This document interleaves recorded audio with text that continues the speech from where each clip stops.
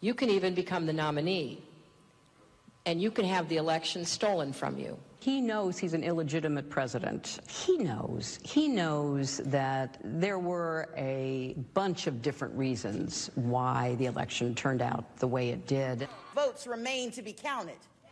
There are voices that were waiting to be heard. And I will not concede. And I respect where you're coming from, and I respect the issues that you're raising. You're not answering the question. Do you think it was... You're not using the word legitimate. There are still legitimate concerns over the integrity of our elections and of ensuring the principle of one person, one vote. I agree with tens of millions of Americans who are very worried that when they cast the ballot on an electronic voting machine, that there is no paper trail to record that vote. But constantly shifting vote tallies in Ohio and malfunctioning electronic machines which may not have paper receipts have led to additional loss of confidence by the public. This is their only opportunity to have this debate while the country is listening, and it is appropriate to do so. House Manager Castro no longer has to try to imagine it, thanks to the distinguished senator and others. It didn't have to be this way. The Democrats promised unity. They promised to deliver the very COVID relief in the form of $2,000 stimulus checks that President Trump called for.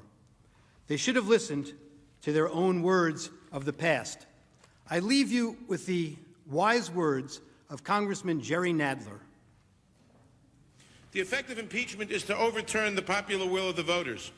We must not overturn an election and remove a president from office, except to defend our system of government or our constitutional liberties against a dire threat. And we must not do so without an overwhelming consensus of the American people. There must never be a narrowly voted impeachment or an impeachment supported by one of our major political parties and opposed by the other.